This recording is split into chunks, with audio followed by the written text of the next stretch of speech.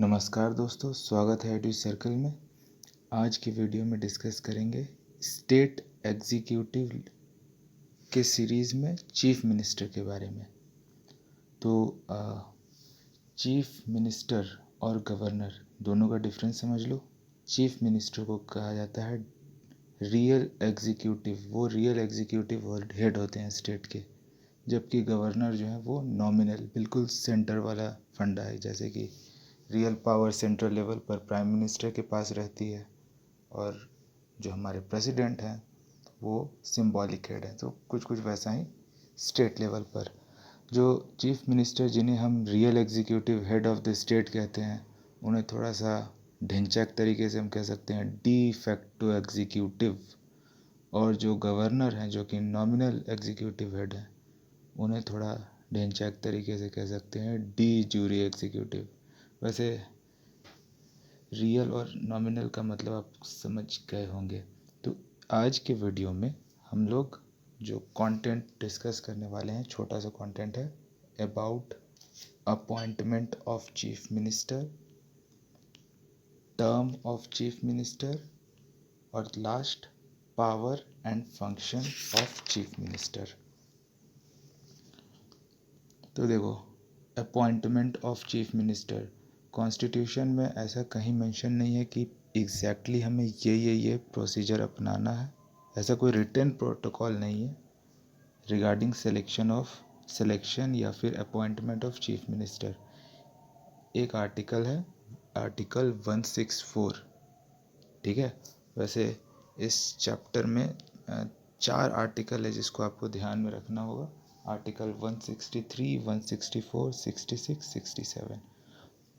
तो अभी अपॉइंटमेंट से रिलेटेड है आर्टिकल 164, जो कहता है कि chief minister shall be appointed by governor. Governor जो है वो अपॉइंट करेंगे चीफ मिनिस्टर को।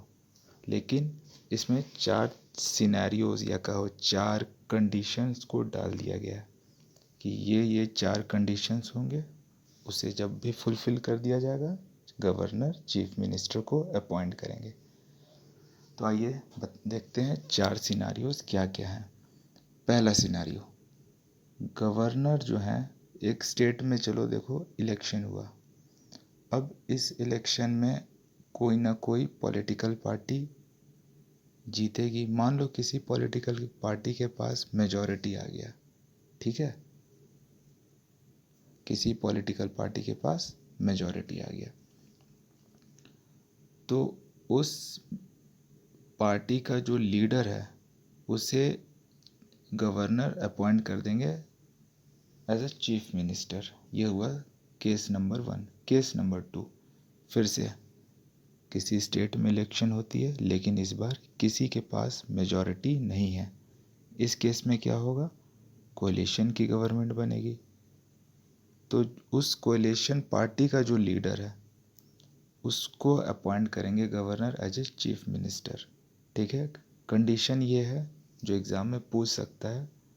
तो कंडीशन ये है कि उस बंदे को साबित करना होगा with in a month vote of confidence को, सदन में साबित करना होगा वोट ऑफ कॉन्फिडेंस को। तो इस तरह की चीज़ें एग्ज़ाम में पूछ सकता है कि which one of the following statement is correct या which one of the following statement is incorrect. तो उस केस में आपको करेक्ट स्टेटमेंट पता होना चाहिए। तो अगर किसी के पास मेजॉरिटी नहीं है तो गवर्नर कोalition के लीडर को as a chief minister appoint कर देंगे। कंडीशन ये है कि he has to seek a vote of confidence in the house within a month. तीसरा कंडीशन है, फिर से इलेक्शन होती है, चाहे मेजॉरिटी हो या कोalition हो, गवर्नर ने किसी एक बंदे को चीफ मिनिस्टर अपॉइंट कर दिया। क्या हो कि वो चीफ मिनिस्टर टपक गया। अब उसकी मौत होने के बाद अगर उसका कोई इमीडिएट उत्तराधिकारी नहीं है, कोई ऑब्वियस सक्सेसर नहीं है, तो गवर्नर यहाँ पे अपना इंडिविजुअल जजमेंट सुनाकर चीफ मिनिस्टर को सेलेक्ट कर लेंगे। लेकिन रियलिटी में होता ये है कि जो मेजॉरिटी पार्टी है या जिसकी भी कोalition की गवर्नमेंट है, वो अपने ही मेंबर्स में से किसी एक को लीडर चुन लेते हैं और उस लीडर को गवर्नर अपॉइंट कर देंगे एज ए चीफ मिनिस्टर। तो 3 केसेस हमने देख लिया, एक था मेजॉरिटी, दूसरा जब मेजॉरिटी नहीं है, और तीसरा चीफ मिनिस्टर का डेथ। चौथा सिनेरियो कहता है कि गवर्नर जो है वो स्टेट लेजिस्लेटिव असेंबली के किसी भी मेंबर को as a chief minister appoint करेंगे। ध्यान रखना, जिसे वो अपॉइंट करेंगे उसे अपने मेजॉरिटी को साबित करना होगा तय सीमा रेखा के अंदर। और ये भारत के पॉलिटिकल जो हिस्ट्री है उसमें बहुत बार हो चुकी है। ठीक है, तो मेरे ख्याल से आपको एक रफ आइडिया हो गया होगा कि आर्टिकल 164 के चीफ मिनिस्टर को अपॉइंट करते हैं गवर्नर, और कौन कौन से 4 कंडीशंस, केसेस या सिनेरियो जो आप बोलना चाहो। नेक्स्ट हम देखेंगे टर्म ऑफ चीफ मिनिस्टर। उससे पहले एक चीज़ और, 2 पॉइंट को ध्यान से सुनो। आप गवर्नर जो है वो किसी पर्सन को भी चुन सकते हैं एज ए चीफ मिनिस्टर जो लेजिस्लेटिव असेंबली का मेंबर ना हो, बस उस 6 महीने के लिए। इस चीज़ को ध्यान रखना, 6 महीने के लिए। अगर कोई पर्सन लेजिस्लेटिव असेंबली राज्य विधानसभा का मेंबर नहीं है तो उसे भी गवर्नर कहेंगे कि तुम बन जाओ इस राज्य के मुख्यमंत्री, लेकिन 6 महीने के लिए। तो मैं बोलूँगा भाई मुझे 6 महीने से अधिक समय के लिए बनना है, तो गवर्नर कहेंगे ठीक है, विद इन 6 मंथ तुम मेंबर बन जाओ लेजिस्लेटिव असेंबली का। तो अगर मैं बन गया तो मैं आगे कैरी फॉरवर्ड कर सकता हूँ। और जो दूसरा पॉइंट है कि any person whether he is a member of legislative assembly और legislative council can become chief minister. Simple सा पॉइंट है, कोई ज़रूरी नहीं कि लेजिस्लेटिव असेंबली का ही मेंबर हो, विधान परिषद काउंसिल का भी मेंबर हो सकता है, वो भी चीफ मिनिस्टर बन जाएगा। नेक्स्ट है टर्म ऑफ चीफ मिनिस्टर। तो अगर कोई पर्सन चीफ मिनिस्टर बन गया तो वो अपने ऑफिस में जब तक गवर्नर चाहें तब तक बने रहेंगे। इसका मतलब ये बिल्कुल भी नहीं है कि गवर्नर उस पर्सन को चीफ मिनिस्टर के पोस्ट से कभी भी डिसमिस कर दें। ठीक है, ऐसा नहीं कि मैं चीफ मिनिस्टर बन गया, ऑफिस में काम कर रहा हूँ, गवर्नर साहब आए और कहें निकल, पहली फुर्सत में निकल। ऐसा नहीं, मैं तब तक चीफ मिनिस्टर बना रहूँगा जब तक असेंबली में मेरे पास मेजॉरिटी है, बहुमत है। जब मैं मेजॉरिटी खो दूँ, मेरे कुछ एमएलए इधर उधर चले जाएं, तो नियम तो कहता है कि मुझे रिज़ाइन करना पड़ेगा, लेकिन अगर मैं रिज़ाइन नहीं करता तो गवर्नर मुझे डिसमिस कर सकते हैं। ठीक है, और लास्ट इस छोटे से वीडियो का लास्ट कंटेंट है power and function of chief minister. Chief minister के पास मोटा मोटी इनके पावर एंड फंक्शंस को 4 हिस्सों में डिवाइड किया जा सकता है। एक कि क्या उनका रिलेशन होगा काउंसिल ऑफ मिनिस्टर के साथ, दूसरा गवर्नर के साथ, तीसरा स्टेट लेजिस्लेचर के साथ, और तीसरा अदर्स। तो काउंसिल ऑफ मिनिस्टर के रिलेशन में क्या पावर्स एंड फंक्शन है चीफ मिनिस्टर के। तो आपने ज़रूर पढ़ा होगा कि चीफ मिनिस्टर के रिकमेंडेशन पर कोई पर्सन बनता है काउंसिल ऑफ मिनिस्टर। तो ये तो एक उनका पावर हो गया कि चीफ मिनिस्टर रिकमेंड करेंगे गवर्नर को कि मैं इस पर्सन को चुनता हूँ as a council of minister. दूसरा पावर एंड फंक्शन ये है कि जिस पर्सन को चीफ मिनिस्टर ने काउंसिल ऑफ मिनिस्टर चुना तो वो उनके कौन से मिनिस्ट्री में वो काम करेंगे ये निर्धारित चीफ मिनिस्टर करेंगे, और उनके पोर्टफोलियोज को अदल बदल भी कर सकते हैं। मान लो 2 पर्सन हैं, ए और बी। ए जो है वो रोड वाले डिपार्टमेंट को, नेशनल हाईवे डिपार्टमेंट को संभाल रहा है, बी जो है एजुकेशन। तो ये हो सकता है कि ए को एजुकेशन में भेज दिया जाए और बी को नेशनल, यानी उन दोनों के पोर्टफोलियोज में अदला बदली भी कर सकते हैं। तीसरा,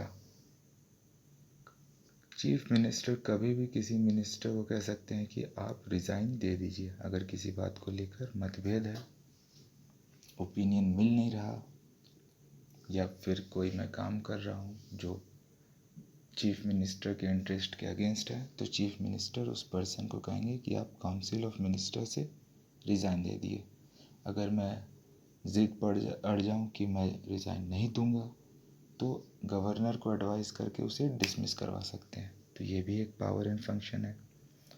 चौथा है कि जब भी काउंसिल ऑफ मिनिस्टर्स की मीटिंग होती है, तो चीफ मिनिस्टर जो हैं वो उस मीटिंग को प्रिसाइड करते हैं और उस मीटिंग के होने वाले डिसीजन को प्रभावित भी करेंगे। और last but not least, chief minister सारे काउंसिल ऑफ मिनिस्टर्स के हेड होते हैं। तो अगर चीफ मिनिस्टर की डेथ हो जाए या फिर चीफ मिनिस्टर रिज़ाइन कर दे, तो एंटायर मिनिस्ट्री जो है वो भंग हो जाएगी, डिसॉल्व हो जाएगी। तो आपको समझ में आ गया होगा चीफ मिनिस्टर का क्या पावर है, फंक्शन है in relation to council of minister. अगला है इन रिलेशन टू गवर्नर। इसका बहुत सिंपल सा फंडा है। चीफ मिनिस्टर के एडवाइस पर गवर्नर बहुत ही इम्पोर्टेंट ऑफिसेज में अपॉइंटमेंट करते हैं, जैसे कि स्टेट का पीसीएस हो गया, इलेक्शन कमिश्नर, एडवोकेट जनरल, ये सब अपॉइंटमेंट चीफ मिनिस्टर के एडवाइस पे किया जाता है। और दूसरा जो इनका पावर एंड फंक्शन है कि काउंसिल ऑफ मिनिस्टर और गवर्नर के बीच ये एक तरह का कम्युनिकेशन ब्रिज बनाते हैं।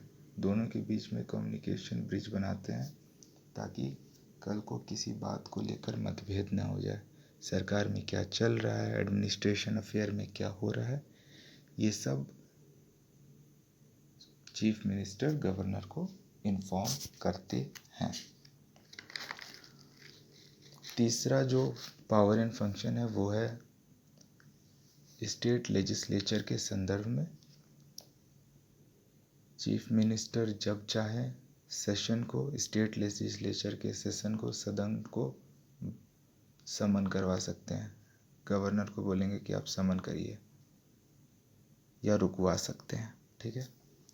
दूसरा, कभी भी डिसॉल्व कर सकते हैं। आप नोटिस करोगे कि चीफ मिनिस्टर जो है वाकई में काउंसिल ऑफ मिनिस्टर के हेड हैं। आप वाकई में नोटिस करोगे कि he is the real executive head of the state, क्योंकि सारे पावर्स इन्हीं के इर्द गिर्द घूम रहे हैं। इन्हें बस रिकमेंड करना है या एडवाइस करना है गवर्नर को। और तीसरा जो स्टेट लेजिस्लेचर के टर्म में है कि मैं चीफ मिनिस्टर हूँ, मेरी सरकार ने ये पॉलिसीज़ और स्कीम बनाई है, तो उसका अनाउंसमेंट मैं सदन में करूँगा। तो 3 हमने पावर एंड फंक्शंस देख लिए। एक था काउंसिल ऑफ मिनिस्टर के रिलेशन में, दूसरा था गवर्नर, और तीसरा स्टेट लेजिस्लेचर के रिलेशन में। लास्ट है इनका अदर्स, यानी अदर्स। तो चीफ मिनिस्टर वो स्टेट गवर्नमेंट के चीफ स्पोक्समैन होते हैं, नंबर 1। Number 2, zonal council. ये वाला क्वेश्चन मैं एग्ज़ाम पर्सपेक्टिव से बता रहा हूँ, तो इसे आप नोट डाउन कर लेना। जोनल काउंसिल्स के चेयरमैन हमेशा होम मिनिस्टर बनेंगे, ठीक है।